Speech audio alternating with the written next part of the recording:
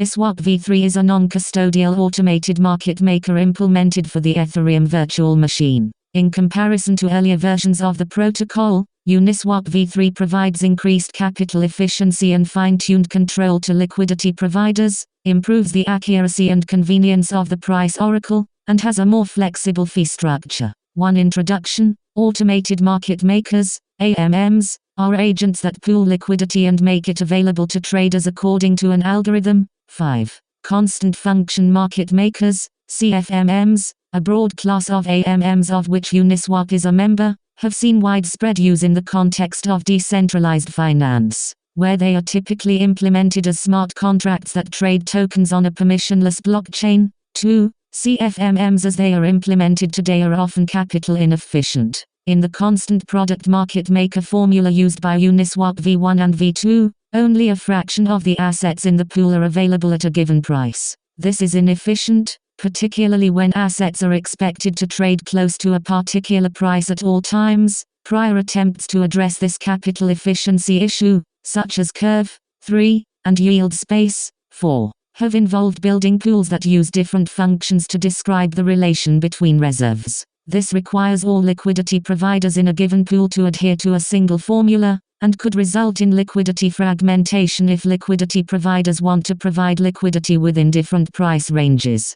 In this paper, we present UniswapV3, a novel AMM that gives liquidity providers more control over the price ranges in which their capital is used, with limited effect on liquidity fragmentation and gas inefficiency. This design does not depend on any shared assumption about the price behavior of the tokens. UniswapV3 is based on the same constant product reserves curve as earlier versions 1, but offers several significant new features. Concentrated liquidity. Liquidity providers, LPs, are given the ability to concentrate their liquidity by bounding it within an arbitrary price range. This improves the pool's capital efficiency and allows LPs to approximate their preferred reserves curve, while still being efficiently aggregated with the rest of the pool. We describe this feature in Section 2 and its implementation in Section 6. Flexible fees. The swap fee is no longer locked at 0.30%. Rather, the fee tier for each pool, of which there can be multiple per asset pair, is set on initialization. Section 3.1.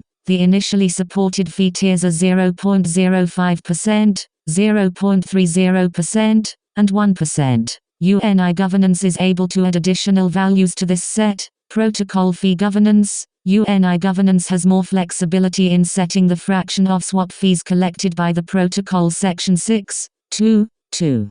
Improved price oracle. UniswapV3 provides a way for users to query recent price accumulator values, thus avoiding the need to checkpoint the accumulator value at the exact beginning and end of the period for which a TWAP is being measured. Section 5.1.1. White Paper V3, Liquidity Oracle. The contracts expose a time-weighted average liquidity oracle. Section 5.3. The UniswapV2 core contracts are non-upgradable by design, so UniswapV3 is implemented as an entirely new set of contracts. Available here. The UniswapV3 core contracts are also non-upgradable, with some parameters controlled by governance as described in Section 4.2. Concentrated liquidity. The defining idea of UniswapV3 is that of concentrated liquidity. Liquidity bounded within some price range.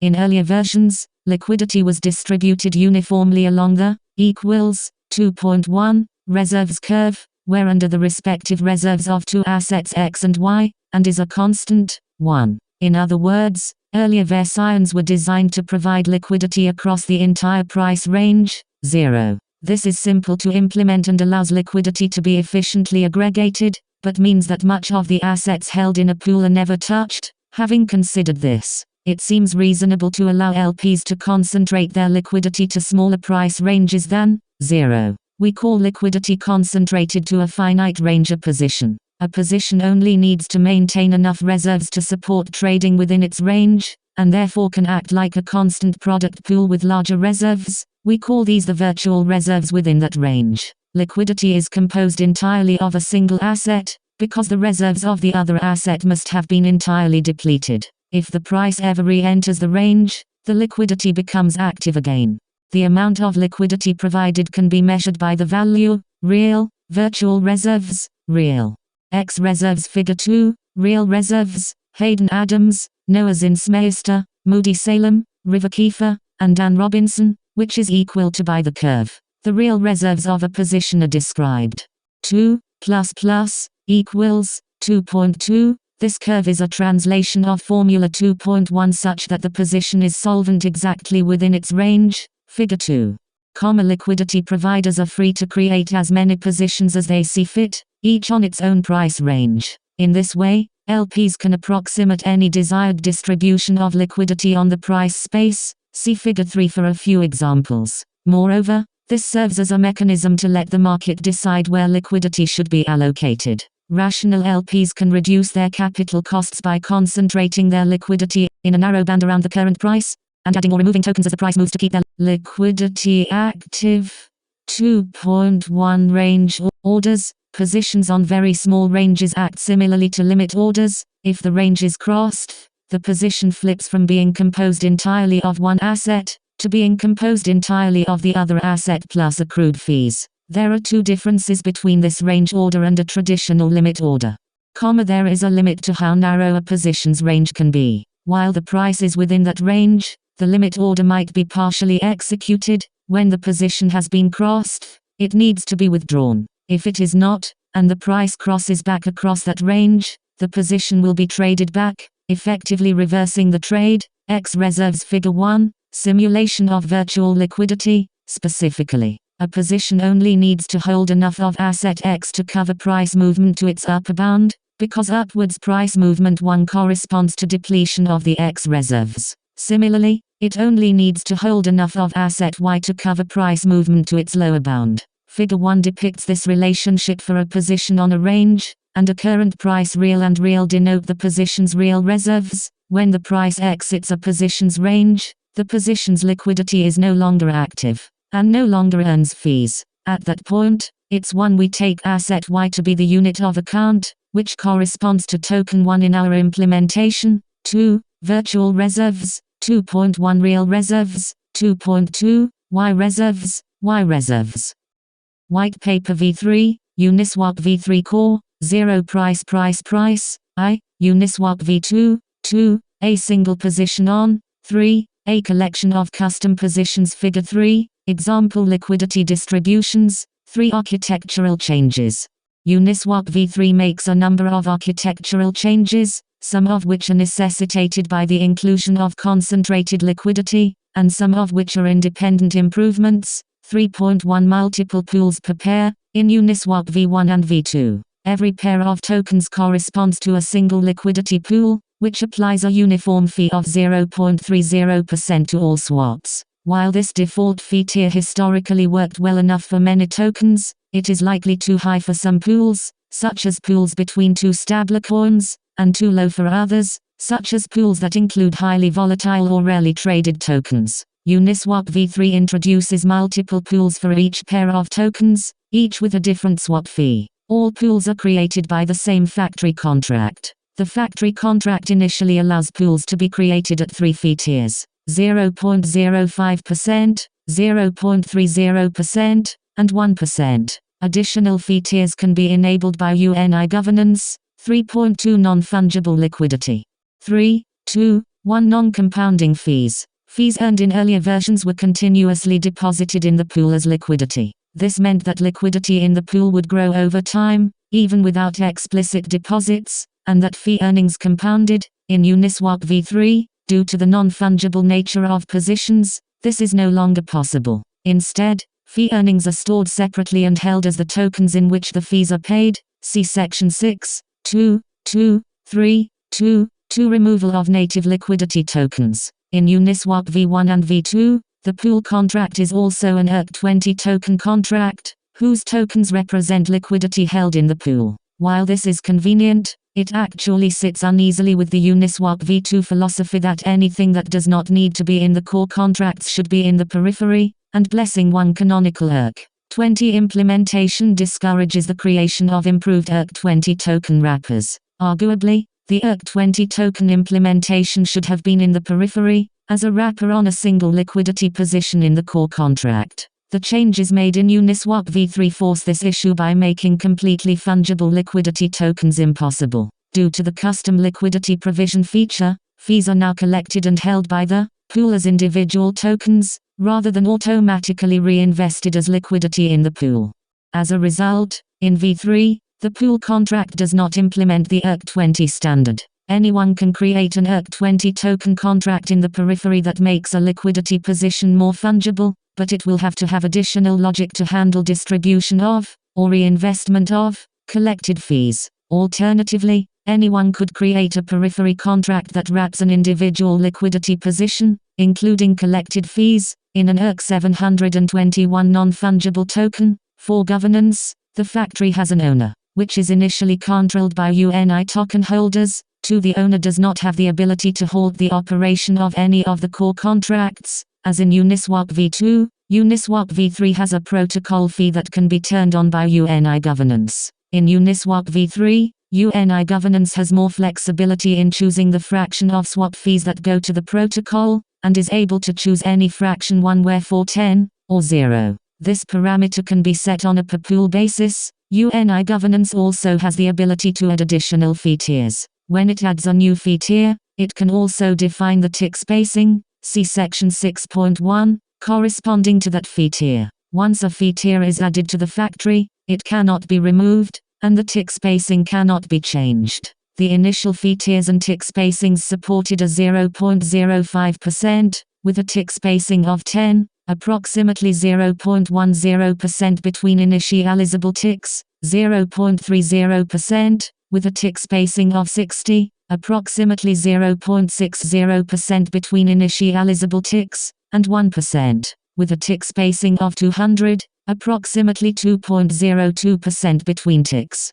Finally, UNI governance has the power to transfer ownership to another address. 5 Oracle upgrades. Uniswap v3 includes 3 significant changes to the time-weighted average price, TWAP, Oracle that was introduced by Uniswap v2. Most significantly, Uniswap v3 removes the need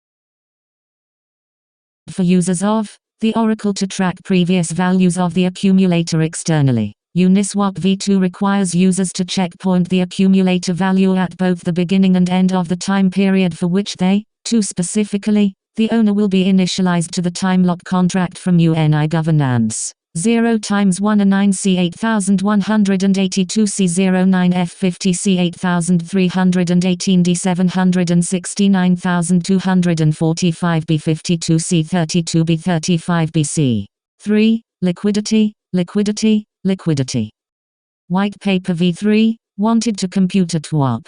Uniswap v3 brings the accumulator checkpoints into core, allowing external contracts to compute on-chain TWAPs over recent periods without storing checkpoints of the accumulator value. Another change is that instead of accumulating the sum of prices, allowing users to compute the arithmetic mean TWAP, Uniswap v3 tracks the sum of log prices, allowing users to compute the geometric mean TWAP. Finally, Uniswap v3 adds a liquidity accumulator that is tracked alongside the price accumulator, which accumulates 1 for each second. This liquidity accumulator is useful for external contracts that want to implement liquidity mining on top of Uniswap v3. It can also be used by other contracts to inform a decision on which of the pools corresponding to a pair, see section 3.1, will have the most reliable TWAP. 5.1 Oracle observations. As in Uniswap v2, Uniswap v3 tracks a running accumulator of the price at the beginning of each block, multiplied by the number of seconds since the last block. A pool in Uniswap v2 stores only the most recent value of this price accumulator, that is, the value as of the last block in which a swap occurred. When computing average prices in Uniswap v2, it is the responsibility of the external caller to provide the previous value of the price accumulator. With many users, each will have to provide their own methodology for checkpointing previous values of the accumulator, or coordinate on a shared method to reduce costs. And there is no way to guarantee that every block in which the pool is touched will be reflected in the accumulator. In UniswapV3, the pool stores a list of previous values for the price accumulator, as well as the liquidity accumulator described in section 5.3. It does this by automatically checkpointing the accumulator value every time the pool is touched for the first time in a block,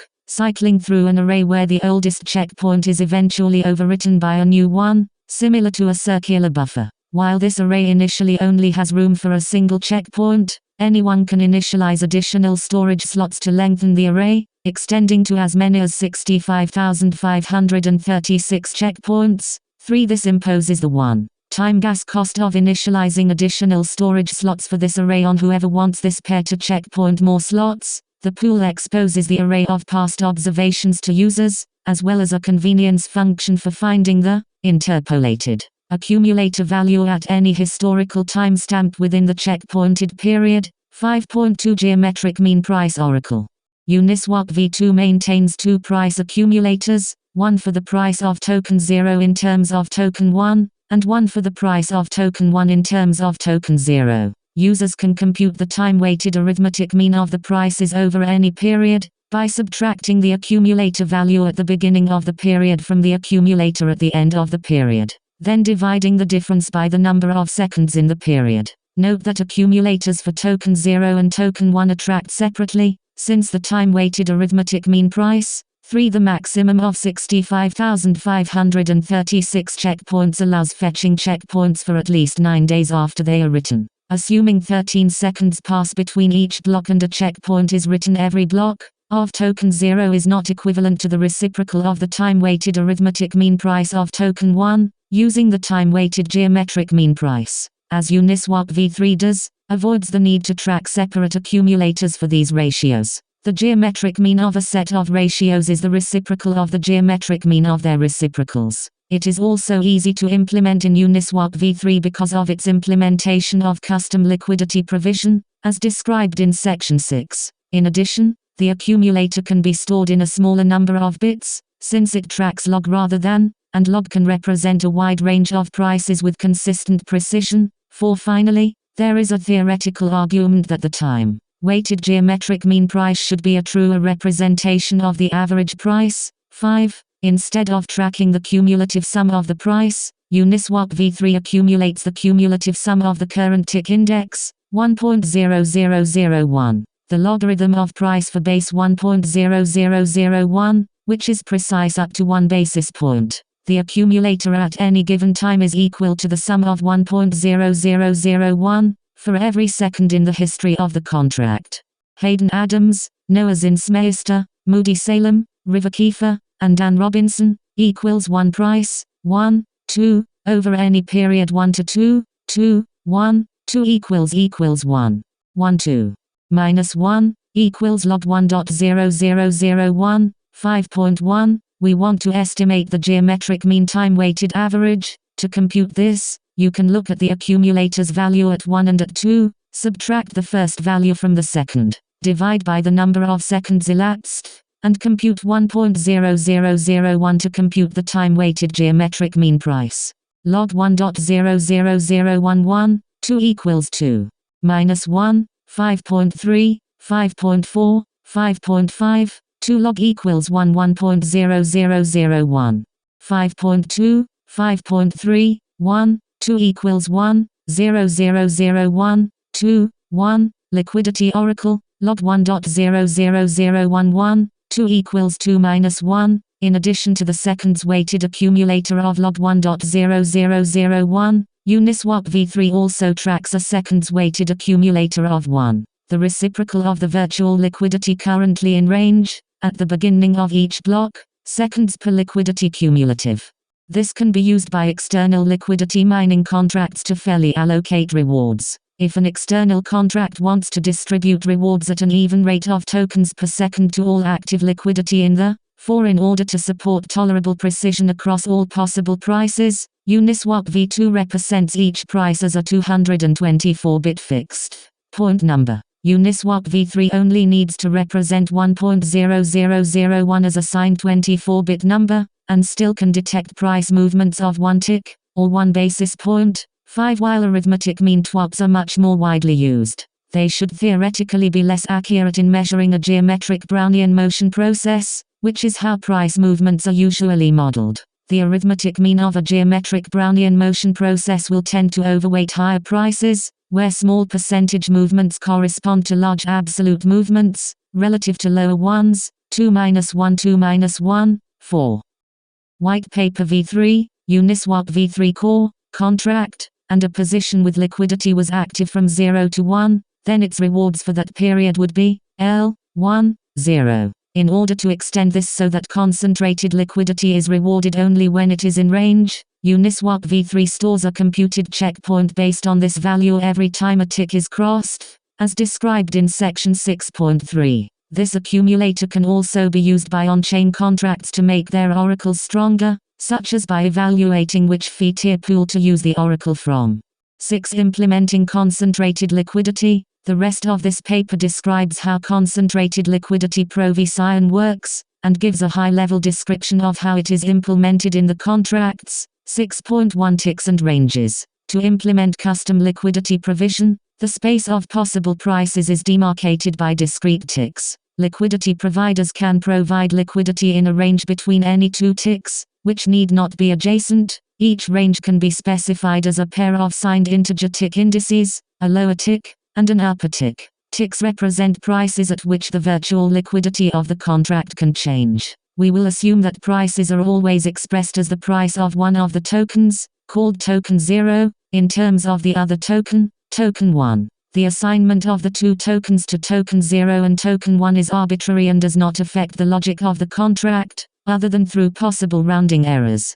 Conceptually, there is a tick at every price that is an integer power of 1.0001. Identifying ticks by an integer index, the price at each is given by, whenever the price crosses an initialized tick, virtual liquidity is kicked in or out. The gas cost of an initialized tick crossing is constant, and is not dependent on the number of positions being kicked in or out at that tick, ensuring that the right amount of liquidity is kicked in and out of the pool when ticks are crossed, and ensuring that each position earns its proportional share of the fees that were accrued while it was within range, requires some accounting within the pool. The pool contract uses storage variables to track state at a global, per pool level, at a per tick level, and at a per position level. 6.2 Global state. The global state of the contract includes 7 storage variables relevant to swaps and liquidity provision.